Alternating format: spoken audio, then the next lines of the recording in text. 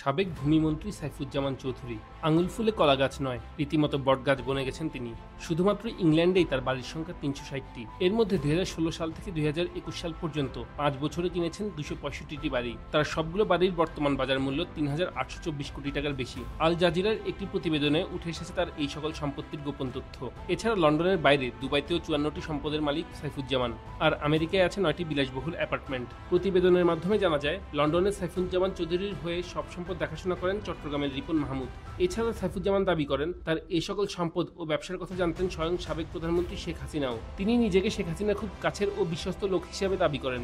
সাইফুজ্জামান চৌধুরী ২০১৪ সালে সংসদ সদস্য ও প্রতিমন্ত্রী হন। ২০১৯ সালে শেখ হাসিনা তাকে পদোন্নতি দিয়ে ভূমিমন্ত্রী করেন। সাইফুজ্জামানও আল জাজিরাকে বলেছেন, আমার বাবা প্রধানমন্ত্রী খুব ঘনিষ্ঠ ছিলেন। সত্যি বলতে আমিও। আল জাজিরার অনুসন্ধানী দলের কাছে বাংলাদেশের সাবেক ভূমিমন্ত্রী সাইফুজ্জামান তার বিলাসী জীবনের গল্পও করেছেন। সেখানে নিজের জুতার বর্ণনা দিতে গিয়ে তিনি বলেন, এটা টেইলর মেডের জুতা। আমি হ্যারোডসেও কাস্টম মেড জুতা অর্ডার দিয়েছি। এটা তৈরি হতে ৪ মাস সময় লাগে। আমি কিনেছি প্রতিটি ৩,০০০ পাউন্ডের বেশি দিয়ে। এই বিশেষ জুতা তৈরির বিষয়ে সাইফুজ্জামান বলেন, এগুলো উট পাখি ও কুমিরের বুকের চামড়ায় তৈরি জুতা।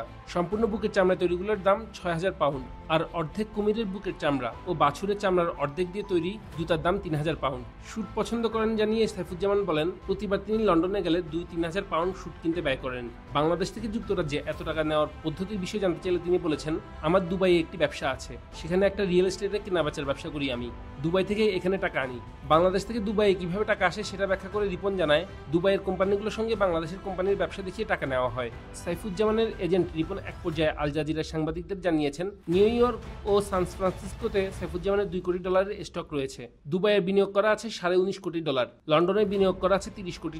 প্রতিবেদনটিতে বলা হয়েছে, রিপনের তথ্য ও তাদের অনুসন্ধান মতে বিদেশে সাইফুজ্জামানের মোট সম্পদের পরিমাণ প্রায় ৬৭৫ মিলিয়ন বা $৬৭,৫০,০০,০০০। বাংলাদেশি মুদ্রায় যার পরিমাণ প্রায় ৮,১০০ কোটি টাকা। এসব বিষয়ে অফিসিয়ালি মন্তব্য জানতে চাইলে সাইফুজ্জামান আল জাজিরার কাছে দাবি করেন, এসব সম্পত্তি তার বৈধ ব্যবসার অর্থ দিয়ে কেনা এবং তিনি রাজনৈতিক প্রতিহিংসার শিকার।